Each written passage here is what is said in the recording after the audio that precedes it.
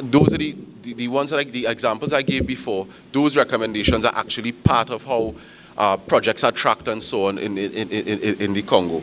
So this is one example of citizens actually making an impact based on using data and collecting data. Now you may ask yourself, the statistic that Nazira gave before, about 87% of the people who die in the NCHRA facilities is because of non-communicable diseases. And you know, we spend $500 million on drugs and so on, where we subsidize the cost of that. You may look at this example from the Congo and say, how can it relate to Trinidad, and how can it drive action based on what we actually told you about the 86% of people dying from diseases that basically can be prevented through lifestyle changes, through intervention and so on, through more public information, right? So, a few final takeaways.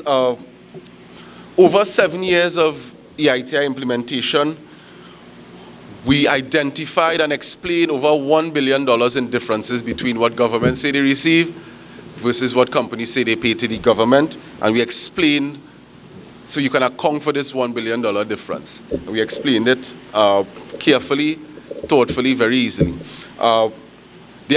As I mentioned before, there have been several recommendations to improve our audit systems. I gave you the example of the BIR and the Auditor General. I gave you the example of the production sharing contract, where you audit how much revenue you're supposed to receive and what allowances you give to companies and so on for their expenditure. And we realized that there are several factors working for and against the reform. Of course, the globe now is about transparency and accountability. There in the EU, if you're a company on a European stock exchange, you must by project highlight what you pay to a foreign government. So the world is opening up. The world is talking about who are the secret owners now. You're being blacklisted as a country, put on a blacklist.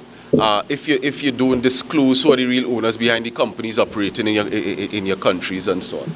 So those are some of the factors. We have silent champions within the different state agencies. This is very important for the process. Our steering committee has influence. We have the OWTU here as comrades. They assist us along the way. The companies will assist us along the way, and the state agencies will assist us along the way. We have bipartisan support. You know, the EITI started under a previous government. Under this current government, the EITI has continued. So I guess both parties see the importance of the initiative and support the initiative in their own ways. And the model works. I mean, where else can you go in Trinidad and you have representatives of civil society, whether unions, fence line community groups, whether it's environmental NGOs, sitting next to Petroleum, sitting next to NGC, sitting next to BP, sitting next to the Energy Chamber, and agreeing on our way forward. I guess, so the governance model really works, and that's something that I want us to take out of this as well. But we have obstacles. I highlighted the legal challenges in terms of the Income Tax Act, weak civil society engagement. We have to improve that, how we communicate as well. And this year, we as you can see from the publication, we're taking different approaches in how we put the data out, making it more user-friendly, so civil society can engage with the data and use it to advance their causes. Again, it's a voluntary initiative. Even though we have draft EITI legislation on the table, it's still a voluntary initiative, so a company can opt out of it. Luckily for us, we have 98% of the companies that contribute 98% of the upstream revenue participate. But that 2%, we still want to bring them into the fold. A lot of the lease out and farm out companies don't participate in the initiative. And it's a transparency initiative. So you can look at production, you can look at discrepancies and so on in revenue as well as production, right? So we know reform is not an overnight process. We must move quicker though, whether it is to better monitor the amounts due from the contracts, due from obligated to the country, whether it's to develop a better system to independently verify oil, gas, or mining production. You know, these are just a few of the reforms I will focus on. I mentioned the issue of tripartite cooperation. I think we take that for granted in Trinidad, but it's an important element. If you want to advance your country, you must have dialogue. You must have, now, we don't stifle dialogue on the steering committee. If you are fly on the wall in the meetings, it gets very heated at times. You know, you have to loosen up your tie or whatever, button your top button. But still, there's decision making by consensus, even though there are disagreements.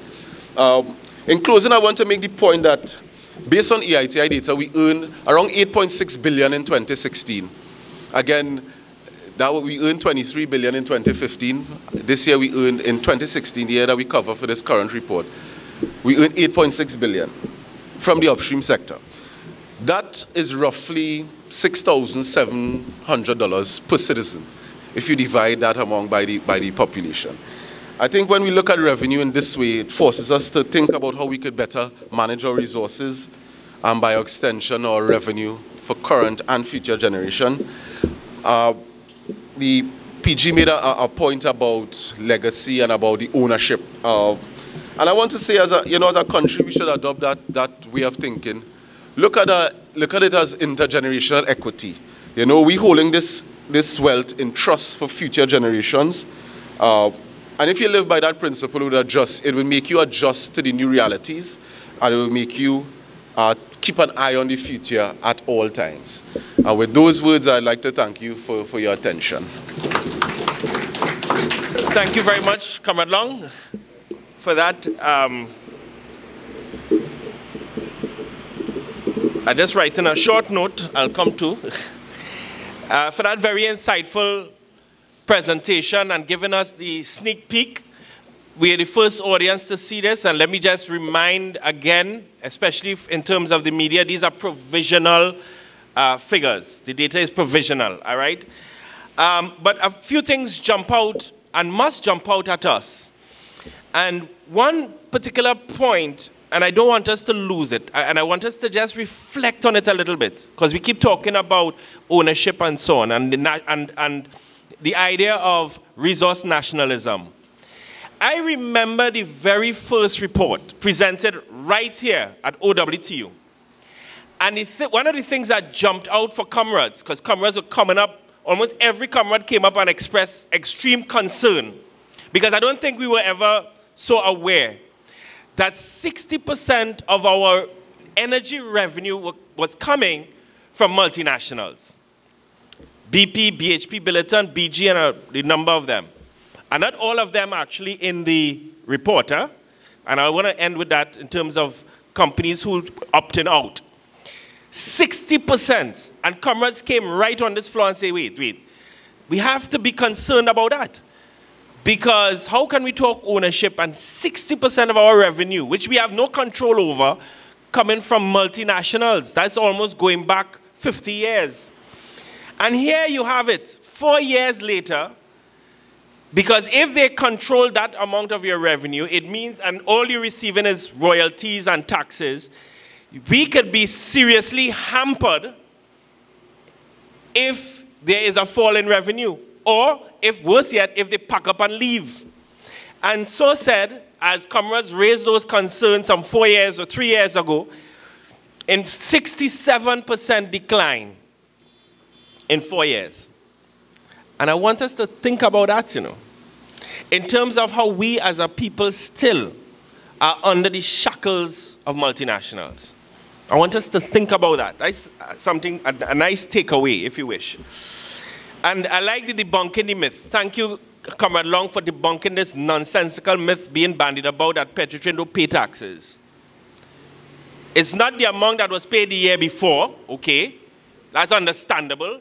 But don't be deceptive to give the impression that they pay nothing. So I think we should thank you for debunking that myth. Let's give him a round of applause for that. If nothing else, thank you. That was important.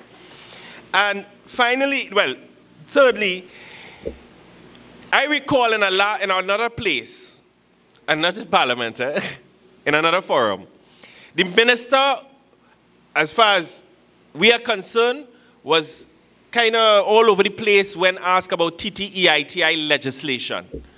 All kind of fancy footwork about how well you know him, and smiling right through. But that is nothing to smile about.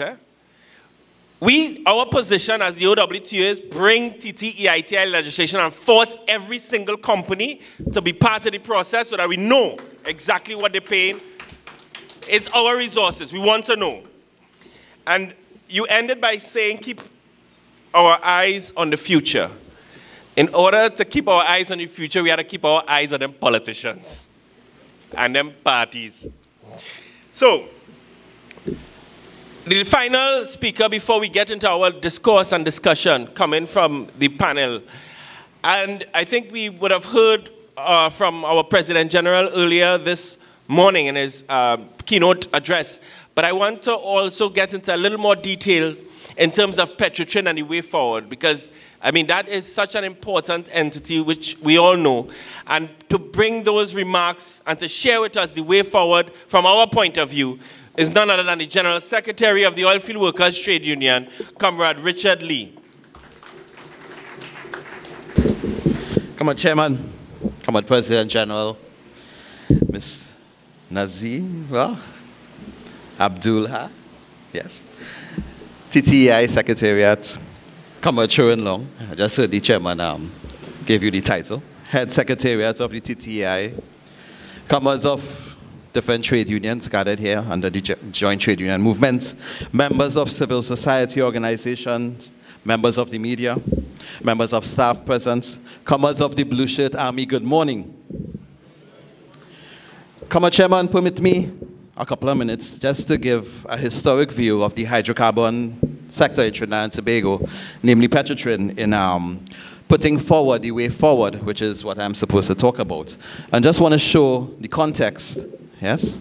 So in 1857, going all the way back, the first oil well was drilled in Trinidad and Tobago. It was only 61 meters deep, showing that the reservoirs or the fluid levels of the oil or the hydrocarbon sector was quite shallow. Yes. In 1865, we would have seen Walter Derwent founded the Paria Oil Company, drilled for oil in South Trinidad. Of course, we all know Helena in Forest Reserve, well, the comrades in the Blue Shirt Army. In 1866, the first successful oil well drilled by Walter Derwent at Aripero. And I'm skipping through quickly, but just to give some context. In 1912, we had a refinery at Point Fortin, so a small refinery built at Point Fortin in 1912. 1914, production reached to 1 million barrels a year. 1 million. And the first oil industry employed 1,200 people. 1919, refinery capacity increased to 9,000 barrels of oil per day. 66% of crude oil produced was refined locally. Only 66%. Now it's the reverse. Yes. 1921, production began from Trinidad Leasehold Limited cat cracker unit in Pointe-à-Pierre. 1930, crude oil production increased to 10 million barrels per year. 1937, of course, birth of the Oilfield Workers Trade Union, widespread labor unrest in the oil field area. 1954, marine drilling began in the Soldado field by Trinidad Northern Areas Limited, now called TRINMA. 1962, the formation of the Ministry of Petroleum and Mines. Trinidad and Tobago gained independence that year. So, as we got independence, we started to put our ministry in place to see about the petroleum and other mining products that we do. 1974, on August 31st, government acquired the local operations of Shell Trinidad Limited and formed the Trinidad and Tobago Oil Company, Trintoc. 1989, the introduction of Lease Operators Farm Out Program. 1989. 1993, the Petroleum Company of Trinidad and Tobago was formed, registered on January 21st, 1993, with authorized share capital of $1.5 billion. Petrotrin is a single entity formed as a result of the merger of state and oil companies, Trintoc and Trintopec. Fast forward to present day comrades.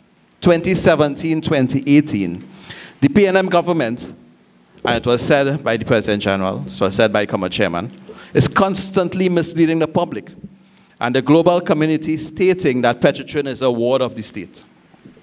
They say they have to pump taxpayers' dollars into Petrotrin to survive.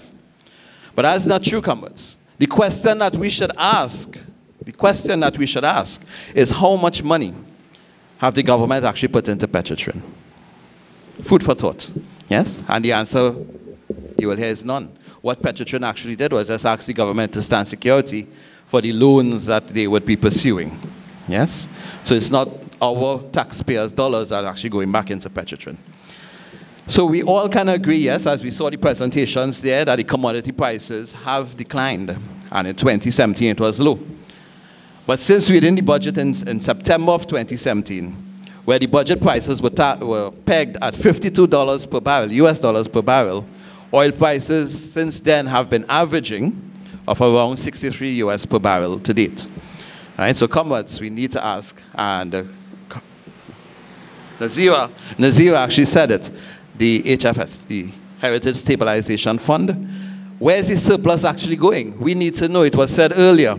We need to know where the resources of Petrotrin is being placed, especially when we have surplus being made presently. Yes, it's affected by the coal funds in the US and, of course, the northern hemisphere of the world, but we need to find out where it's going. Right? And we need to look closer. We all know of the fiasco of Avery drilling. We all know that fiasco, yes? And it was said Minister Guy Smiley, yes, was boasting at another place about their success and their methods of operations so sound, my words, sound, and joint venture and privatization is the answer. But you could have seen going forward from there that the oil was just recirculated and the success of the so-called company was just under, my words, corruption. So apparently, when elected into offices, the government seems to get either one of two illnesses, if not both. And it comes, when it comes to Petrotrin, more so. And those illnesses are contractualitis, and we all know what the itis is, right? And farmoutitis, because I only keep talking. Contractualitis, farmoutitis. That is the two illnesses they get. Yeah? When companies, or when Petrotrin lease and farm out to private interests, I don't know how much of us know, but what they get all the available assets. One, Petrotrin actually prepares, I work in the industry, so I know Petrotrin prepares the area, be it the installation, be it the wells. They go in and do a comprehensive repair. The electricity that comes to operate, Petrotrin pays for it. The water that goes to the installations, Petrotrin pays for it. So this formula that governments keep saying, Petrotrin pays for all the assets to start with, so they go in and they move into available assets. They give them the well data, which we're supposed to be using to explore, yes?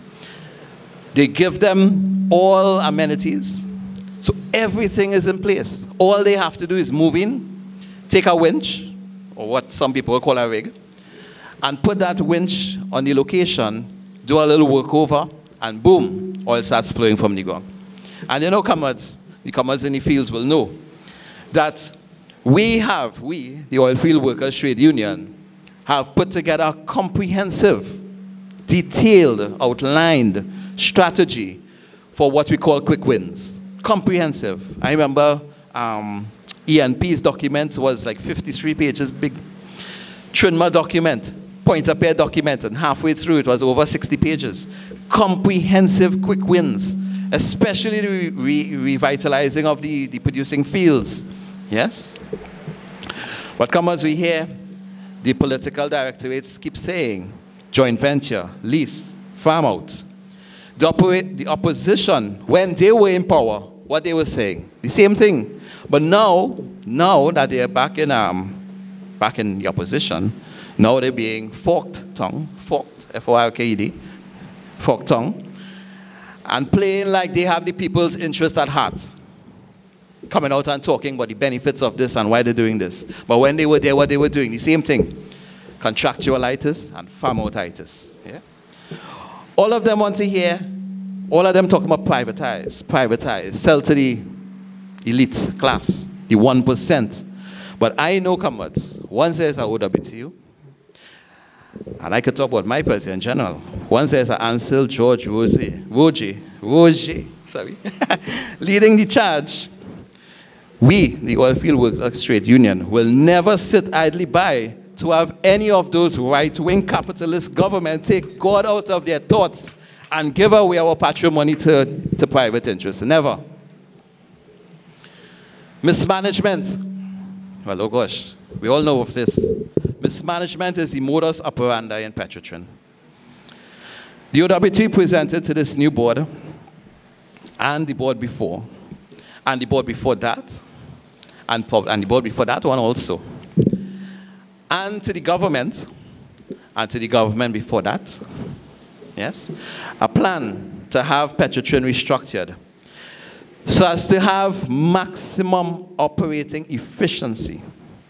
And just to remind comrades, the main areas highlighted were accountability, sharp focus, autonomy, and maximum support from workers. Remember those? Any organization that has those fundamental pillars will see a company being successful, especially when you have accountability. Imagine we had fires in the refinery quite recently. Who is accountable?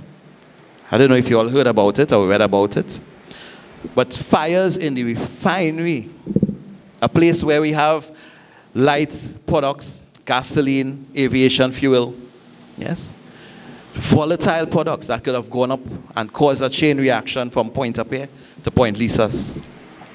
Yeah, who's accountable? Yes. So, with the board being void of ideas, and after hours and hours of negotiations on the 28th of February this year, 2018, under the leadership again of Comrade Roger, they finally agreed to have this superstructure called Petrotrin divided into 4 main operating entities. And those entities are the refining and marketing, Trinma, land north and east, and medical. They quoted it as medical, but where the union is concerned, we said that we need to put Augustus Long Hospital to be one of the premier hospitals in Trinidad and Tobago. And I just want to use one of the President General's quote. Long ago, right, people was dying to get in there. And now when you go in there, you're dying and you're coming out. Yeah? It's sad, it's really, really sad. We do have the resources, but the resources are not being used for the benefit of the people. At the refinery, there's a number of plants down for some reason or the other. Lack of preventative maintenance, lack of effective planning, and lack of leadership. I say that again, lack of leadership. We had vice presidents in the Petrotrin at one time. On the 1st of March, all of them resigned their jobs. Yes? And when you look at it, over a number of meetings telling them this is what we need to do, this is what we need to do, and we agreed to have productivity in the forefront, coming out from the last negotiation period settled, 2011-14, the 12-15 period, that productivity was at the forefront. But you have these people in charge. You have these people in charge, locals in charge, and what we fought for back in the 70s to get our own, to own our own and operate, they're not doing what they're supposed to do. So lack of leadership, yeah? And just to give an example of how sad this thing is, because we have people in positions that cannot even justify projects or justify for when workers need to be engaged when positions become vacant.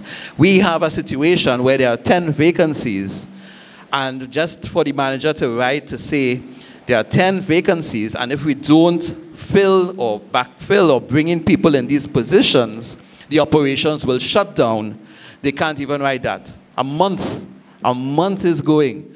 And in this time when, and President General said it, that this is still an oil state, an energy state based on, the budgets are based on the oil prices. When we have that at facing us, the shutdown of our operations, one person just to write to say we need 10 people in an entity where we have close to 4,000 workers, 10 people They can write a justification for 10 people. These are the people we have in charge. All of them must go. Because if they can't take the responsibility and not accountable, then what the hell are you doing in Petrotrin? I don't think it have children here, right? No. Commerce, 81 years ago, the OWTU started the business of seeking the interests of not just workers, but citizens of Trinidad and Tobago.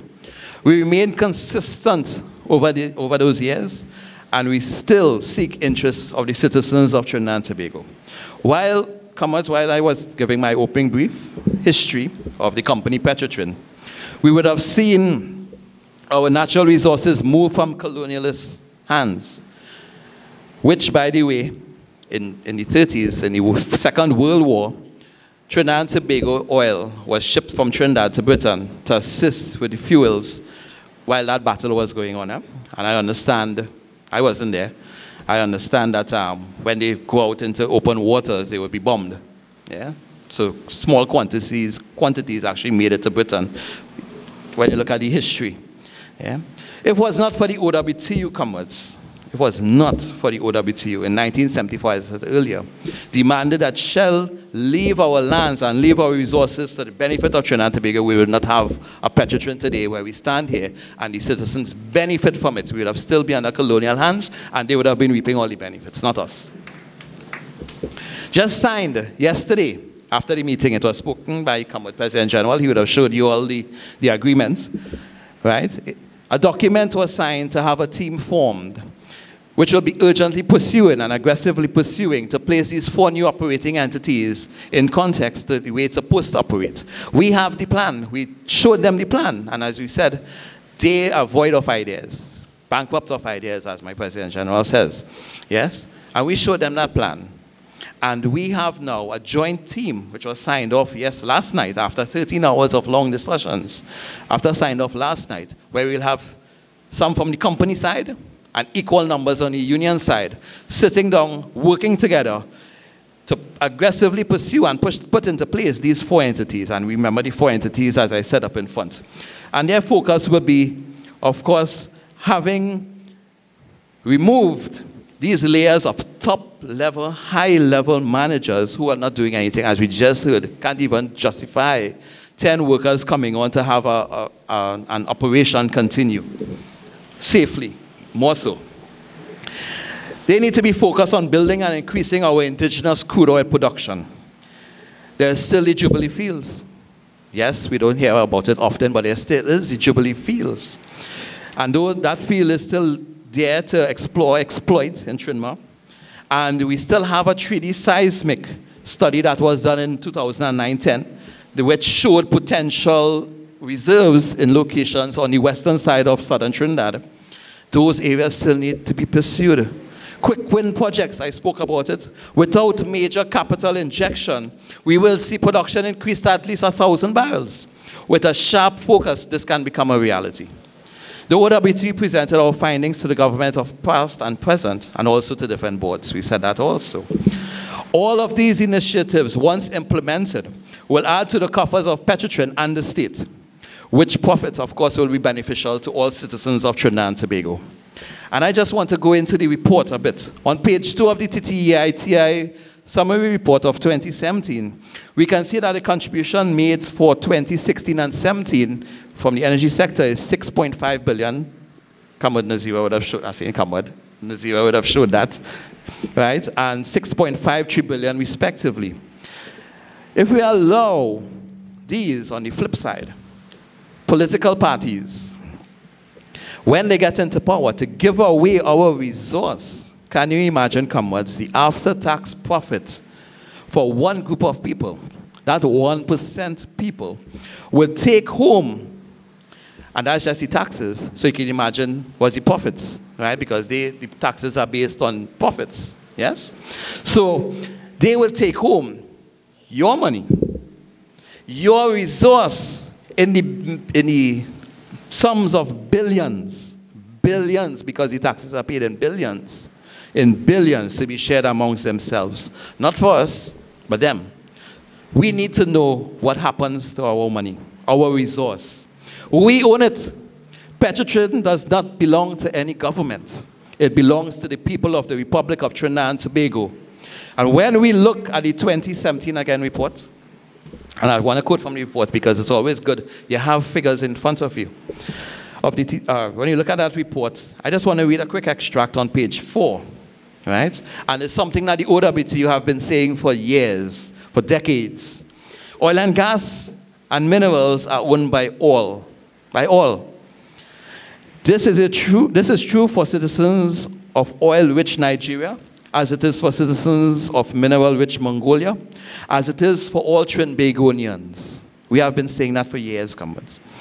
This right is acknowledged by international law. However, it is not always practiced or enforced. As the owners of extractive resource, you elect the government to manage our resource on your behalf. What does it mean to manage extractive resources? This involves ensuring that the country receives the most revenue from its oil, gas, and minerals, and that the best systems are implemented to allow the government to collect all revenues owned by the extractive companies. It also means that the government should spend resource revenues in the best possible way on sustainable projects to benefit all. As a citizen, you have an absolute right to access the key information regarding the use of these resources and to be meaningfully included in the decision-making process. Page 4. We need to be included at all times. And if we sit idly by and allow the government to make the decision for us, we are giving it away. We must challenge status quo, comrades. Comrades all, we need to be the vanguard of our resources, our patrimony. We will not give it away to anyone. The power is ours. We need to put into the halls of power those who seek interest for us. And bet your bottom dollar, it's not the PNM, it's not the UNC, it's not the COP. I don't know if the ILP still exists, but certainly not them. But there's one political party we know that seek our interests, that's not affiliated to any 1%, and that's the MSG. Commerce Petroleum is ours, the resource is ours. No to lease, no to privatization. Long live the working class of Trinidad and Tobago, long live OWTU. Forward ever, backward never, and we will never, ever, ever surrender. Thank you. General Secretary, another big round of applause for that clearly eye-opening presentation with regards to Petroleum. And I really want to thank all the other, because I mean, those of our officers who in Petroleum you know this inside out. But for all the other comrades, whether T&Tech, UE, TCL, PowerGen, and so on, who would hear some of it in General Council, to hear it in this detail was very important as we build solidarity. And I'd like to also thank all the other unions who are here, hearing this information and paying attention to the resources, because it's not a OWTU issue, it's a national issue, it's a Trinidad and Tobago issue. And therefore, I really like to thank Amalgamated, Maxi, Bigu, TT Post Steelworkers. And I would like to recognize the farmer in the house, farmer champion, Shiraz Khan is in the house. Fire service has joined us. So we have fireman and firewoman. And of course, we had the nurses were in the house. So we have daily paid workers, banking sector represented. We have farmers. Yeah, we're called Steel. And Steel is in the house. Yes, I now see him. We have Postal. We have the post men and women.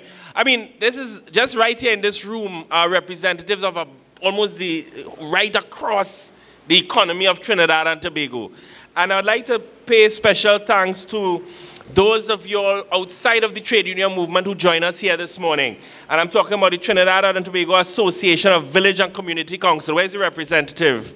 Yeah, oh, okay. Let's give her a round of applause, because it's important.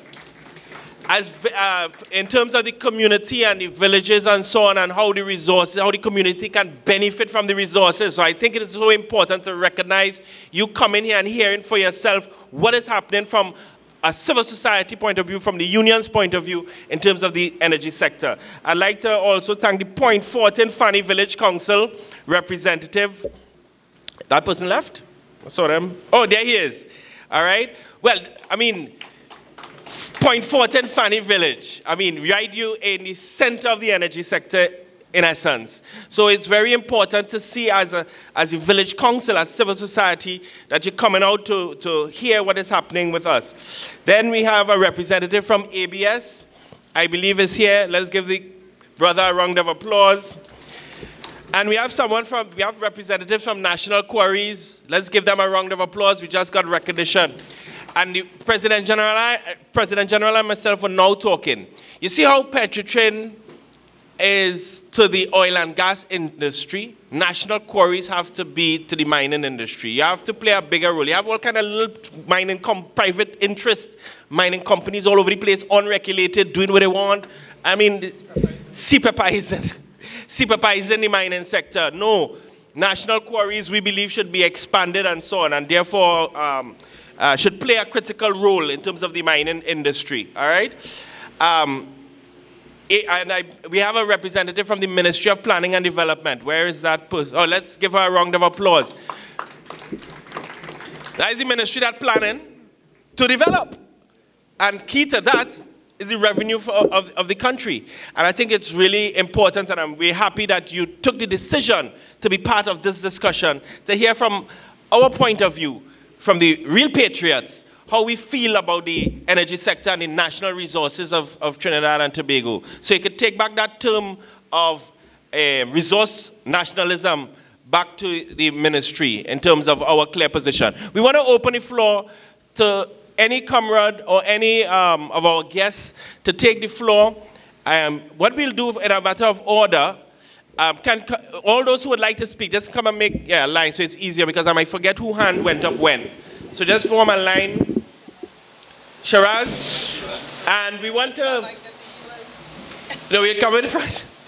All right, so, yeah, 2 to 3 minutes max, just in order to facilitate other people making comments, all right? So we have, of course, the ever-fiery... PG, please. You see both of y'all? Yeah. All right, ever-fiery Shiraz Khan. Yeah, pleasant morning. Present at the head table, Sister Hack, love your contribution. PG, everybody else. Comrades all. Comrades all. Right. Sister, you on your document here, you have where the food card receives $288 million. And school feeding program, $59 million. Now, I know you're talking about the energy sector, but in your declaration here, $47 million for roads, access roads in agriculture. But you have drugs and other related materials, $508 million. Now you mentioned in your discussion about non-communicable disease, the diabetes, hypertension, where people dying. Now the reason why people get those diseases is because of what they eat. You're importing crap, they get sick. Now, agriculture has been treated as the bastard child of this economy. You check it out in your first page, your second page, sorry, or second or third page, where you're producing, where your revenue from oil and gas was $32.4 billion. Today we're down to 6.5. But yet we have not treated the agriculture sector as the importance for what is taking place in our society. Our people are getting sick and dying. The nurses not here, they will tell you how many people coming in with those diseases are the figures. You can't even get the information like you have from the Ministry of Health among the people getting sick and die. You're spending so much money on things, and your health is the most important thing in nutrition. We need to really take a close look at what we eat. If you eat garbage, you're going to get garbage coming out. And worse yet, when it comes out from the wrong place. Right? We need to look at that. And this, I think, I know you deal with the energy sector, but you put up this information, and we need to really take a serious look at how we treat the agriculture sector. Now, in the oil and gas sector, now, we're talking about subsidy. When you have people suffering, people can't get food, you expect them to buy diesel and gas at a higher price? People are suffering in this country while Ansa Makal is making all that money. What does increase in prices, reduce of subsidy happen? When we have in this country And I don't know if you all have looked at it. There's a tax concession by these big businessmen. 40% tax concession. I don't know if you all come along. You aware of that? You know of that? 40% tax write-off. But you know in only which sector? The agriculture sector. The big businessmen in this country, including Ansa Makal, mining sheep and go down the islands.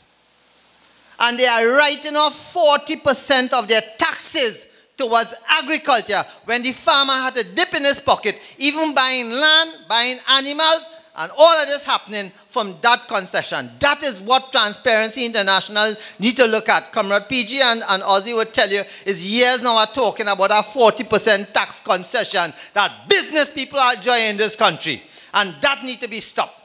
Thank you very much. Remember that the presenters didn't do the allocation. They just presented the numbers. I know. But I think but it is a very important point, Comrade Shiraz. Because it helps us to see where they prioritize, and we definitely see it clearly it's not agriculture. It's not agriculture at all. So, go ahead, Comrade.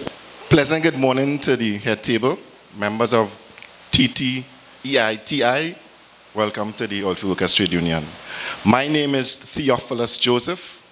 I am the Assistant Secretary of the Forest Reserve Branch, the birthplace of the Oilfield Workers Trade Union. I am a proud employee of Petroleum, and an even more proud member of the Oilfield Workers Trade Union. This is a wonderful document. I must commend you for it. On page 5, if comrades could look, the crude oil that Petroleum transform into products. One is LPG. And in your table, how oil and gas revenues benefit the citizens of Trinidad and Tobago. Now there's a reference document that comrades could go and look at online. Is the Mano-Bechan study. Just Google it, Mano-Bechan study of the refined products out of Petroleum, and you will see what I'm talking about. LPG gas is subsidized $6 million per month. It's not by the government, it's by Petroleum. It is a subsidy that is bear wholly and solely by Petroleum. It's a gift to every citizen, every household, every person residing in Trinidad and Tobago, including the illegal and the legal. So, just imagine Petroleum being privatized. It will not only get the rich richer, it will also hit the poor in their pockets. So, the struggle to prevent and to maintain Petroleum solely in the hands of the citizenry, 100% owned and run by the citizens of Trinidad and Tobago, is a fight for all. Because at the end of the day, we all benefit in some way through this product that God would have given us as citizens of this country. So, the fight is on. The fight is to preserve and to maintain Petroleum as a state-owned oil company. Because at the end of the day, if we lose this entity, comrade, every citizen, the born and the unborn, will suffer financially. Thank you. Thank you. To admit that I think in a lot of the policy development work of things, I think officials tend to ignore the voice down on the ground. And it's important, and it was very important for me to be here this morning to understand the issues and to understand the passion behind the union. And not just look at the union as someone trying to, I guess, resist the government, but to really try to incorporate the union and their views and their passion moving forward in terms of development. So thank you.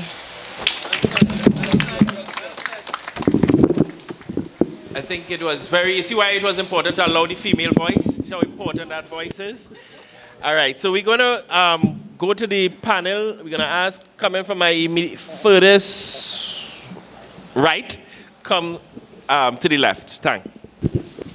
Come once again, good morning. So, yes, just to quickly close, some of the points made by some of the comrades from the energy sector, of course. We know and we sat in many meetings where we see where the government and the management wants to go.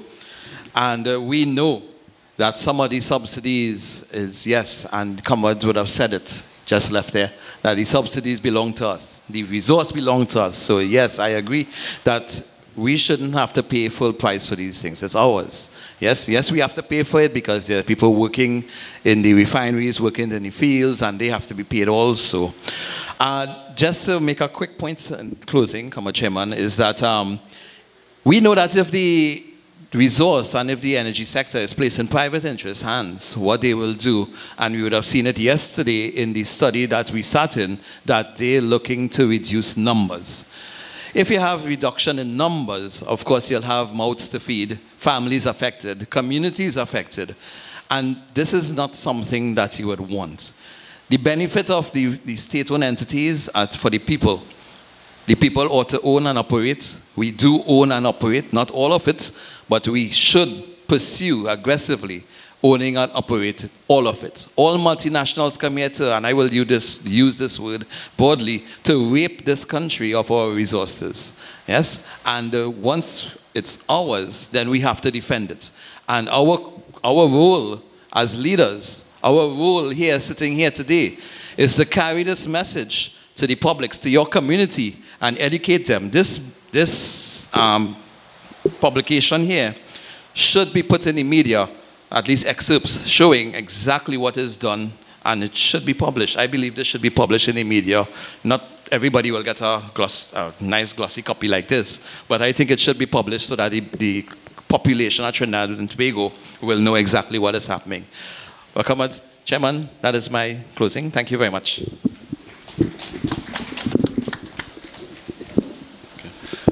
Again, I just want to thank the OWTU for providing us with this platform to share this information.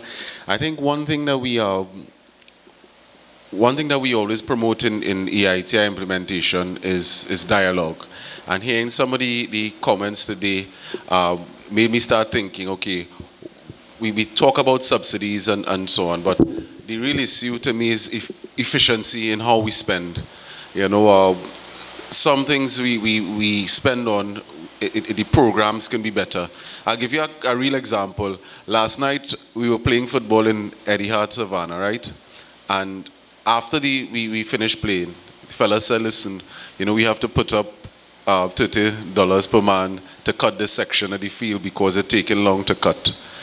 Now, when I look in this booklet and I see some of the spending that is done on different programs and so on, I ask myself, so why we have to put up $30 per man to cut a field that's being managed by a regional corporation? So things like that, you have to look at the efficiency. So that's my takeaway. You know, efficiency is key, especially now that we living this Morbi reality. The other thing I want to say is that we have to be strategic as well as a country in terms of what we want to do with our energy assets, what areas we want to develop in terms of training.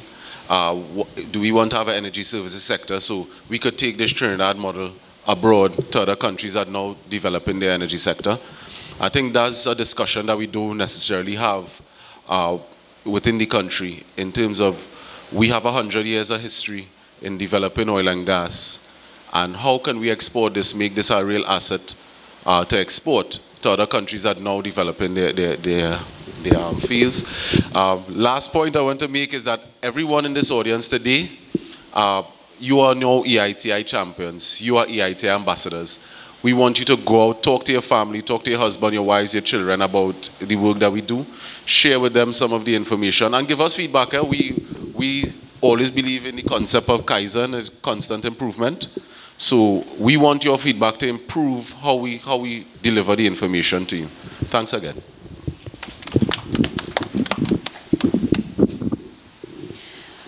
So thank you very much. I'm very pleased to be sitting on this side today as opposed to last year. Now I can get a good view of everyone and actually take in what you're saying. We heard a lot of good, at least from my perspective, a lot of excellent suggestions. I don't have 44 years in the sector. I'm not even 44 years old. You are intimately involved in the oil and gas sector. You all have your own experiences as a mother, as working in the fire service, etc., whereas I would have mine. And I just really want to urge us to take those suggestions and do something with it. Someone mentioned that they would like to see the TTEITI do this about that. And I mean, that's a major challenge for us. We are just a team of 4 people. Well, now 3 people. So there's only so much that we can do. So we are really urging you all, if you have suggestions, things that you're thinking about, throw it to Ozzy, throw it to Candice. They are also part of the TTEITI, so we can see how we can mobilize resources to make something happen. So that next year we don't just come back and say the same thing again, right? My second point, I want us to just stretch our imaginations a little bit. As Sherwin said, yes, we want to talk about our price from the sector, etc., fuel subsidy, but that's not the only way that we can benefit. If we look towards Norway, for example, they have an excellent, they manage their sovereign wealth fund in a fantastic way.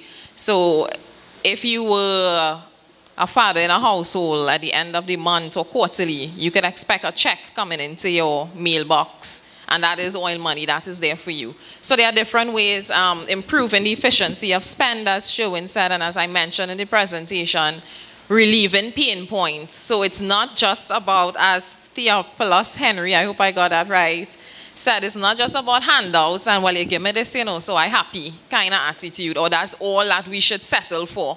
It has to be more than that, and it would never ever change if we keep doing the same thing over and over and expecting someone else to take up that responsibility. So thank you very much for having us. Thank you very much. Let me first start by thanking both Comrade Sherwin and also Sister Naziria for the invaluable contribution that they made here this morning. I think we are better off than when we came, owing to the fact that there's a lot of clarity. I also take the point that from Comrade at the floor, that the way in which information has been made user-friendly, public-friendly, says a lot. Because at the end of the day, it is for those of us in here and out on the streets and so on, the ordinary man, to understand and appreciate what we are talking about. Because if we are conveying a message, communicating a message, and those to whom we are communicating don't understand and or appreciate, well then we would have failed in our communication. And therefore this simplifying and bringing to earth in a way that the public can understand, I want to make special mention of that. This information will be no good to anybody unless all of us take it and use it for all the different purposes that it can be used for. But the basic and primary purpose I think we want to grab hold of is that all of these assets belongs to us, and those who are in control of it ought to be fully accountable to those who it belongs to. And once that has been achieved, you will then find from corner to corner throughout Trinidad and Tobago, people paying close attention to what it is BP does give, what it is Shell, who is back here now, what it is BHP built. And by the way, Shell was here before, left us like an empty shell and is back again. And let us understand, if today, many years on, we did not learn from the mistakes of the past and what type of arrangement.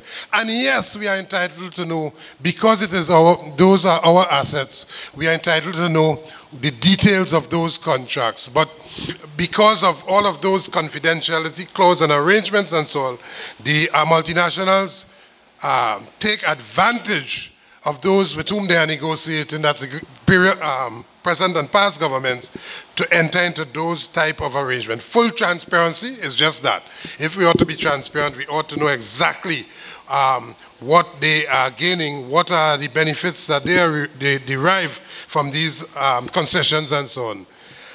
I also want to say that to the sister, the lone sister that made her contribution, to thank her for what she said, because it reminded me about the 2020 vision. It was 2020 it started with the former Prime Minister Patrick Manning. And that the OWTU and the trade union movement, but I want to single out the OWTU in particular, would have been a contributor to that 2020 vision then, looking at all of these things, the various parts of the economy and so on, and determining on the basis of our God-given rights here, how these assets can be used for the benefit of the people and how we can make Trinidad and Tobago first world status and so on.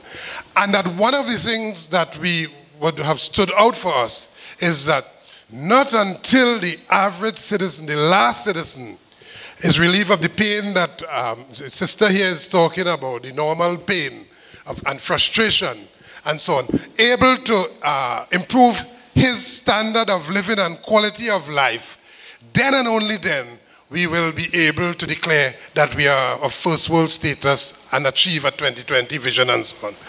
And we were at crossing swords with those who would have believed that 2020 vision is making Trinidad the international, the regional financial center and so on, and having all the tall buildings and all the skyscrapers and so on, where a few people would be super rich, and at the end of the day, the general population would be no better off. But by and large, I want to make the point that we would have supported the 2020 vision, made significant contribution, and of course, we are hopeful that that could have been retrieved, because those who came after would have set that aside. I'm talking about those who succeeded from 2010 to 2015, would have set that aside and set us back. 2030 vision, we hold the same position that every citizen should be given a right to make contribution to his or her destiny, because we in the OWTU have as our mission statement, our mission and vision statement, that not until we achieve a society that has the power to determine its own destiny on the basis of social equity, social justice, and a decent standard of living for all, not until we achieve that, we will not be able to be declared as any more than the 2030 or 2040 society or so. So we are there. And I take the point too, and I'm not responding to just you alone, but it stood out that you made me aware that there are people who still believe, but you are not now with that view, having heard us. There are people who still believe that the trade union movement, all we are about is to resist and to be against all governments and so on, including this one. Well, some of that is true and some of that is not true. We are our raison d'etre. The reason why we exist is to ensure the same vision, that social justice and an equal space in accordance with our national anthem for everybody finding an equal place. Yeah? And that we will support any government, or all government, who are of like-minded, with a like-minded approach, who are for the general citizenry. But we will resist any government, all government, including this one, who unfortunately may have, as far as we are seeing now, would have had a great disconnect with the commitment to achieving, albeit 10 years late, a 2020 vision by virtue of the direction we are seeing them going right now. We want to bring them back on course. As we see it, they are totally off course. And that course is leading to just a few people achieving a 2030 vision in 2018 and so on. And that they will end up with all of the wealth and the rest of the citizens will be even poorer as the years roll on. Prioritizing, yes, we ought to, this is a tool that we can use to determine in one flash where all of these resources go. And yes, Commissioner, he left. Yes, of course, in his absence, I want to reiterate Ozzy's point that comrades from the TTI, they are not the ones who allocate the resources and so on. They provide the information as to where these resources are allocated, and that we can see in one flash where government priority lies. And that's a good example you just made just a while ago, comrade. We can see where the priority lies, because these resources, my final point here, these resources are finite resources. They will run out one day. And if we did not use them in ways that we can diversify our ways so that we can stand on our own in the absence of these resources, we will be even poorer in the future. And therefore, the whole question of how we treat with agriculture and so on, in his absence, somebody could tell him he'd like to hear that I said that. The whole question of how we treat with agriculture and so on, more should be, his point, more should be given in that particular direction to ensure that we are a nation with all of this arable land. We should be able to feed ourselves and have enough for exports and so on. And that there are various areas here that really are missing where we see government priority is skewed. And if you take this and you match it with that particular intent of a 2030 vision, you will see where a total mismatch in terms of the reality and where we are heading in terms of that journey.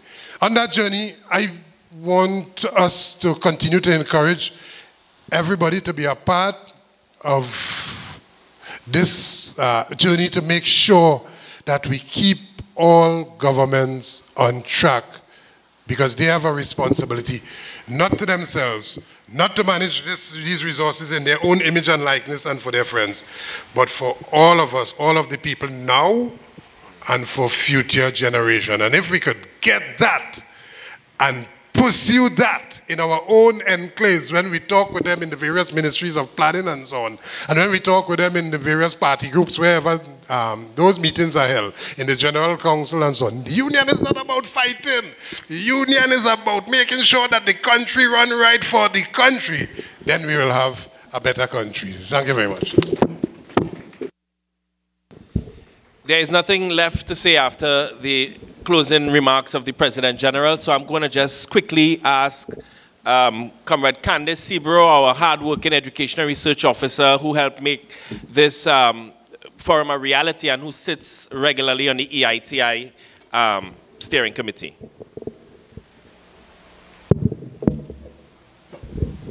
Good morning, everyone. My job here is simple today. I just want to thank everyone for their presence here. And as you sit in the Oilfield Workers Trade Union, I just urge you to reflect on the message that was put forth today. We focus on national petroleum, the citizen's resource, and as my chief would have rightly said, resource nationalization. And so I just want to highlight some of the key points that the panel members would have outlined. We had our President General starting off stating that we need to jealously guard that which is ours. And then we had Nazira, our sister comrade, who then spoke about participatory democracy. So it is not just the role of the government, or it is not just our role, but it is a participatory process. And so we are also to hold the government to account. And we also had Comrade Sherwin speaking about the intergenerational equity, that which we need to look forward to and that which we need to invest in today. And of course, our General Secretary, reinforcing that same idea that the National Petroleum of Trinidad and Tobago is indeed our resource. And so I urge everyone to use the data provided to you right here and to hold the government accountable in how they manage that which is ours. And so without further ado, I thank the comrades on the panel, beginning with our President General, and also our General Secretary, Comrade Richard Lee, the TTITI Secretariat, Comrade Sherwin and Sister Nazira, and of course, my Chief of the Education and Research Department, as well as my comrades, for putting this together today. And last but not least, to thank you for being here, for without you, your presence, this entire event could not take place. Long live the Oilfield Workers Trade Union. Long live the labor movement. Thank you. Yes.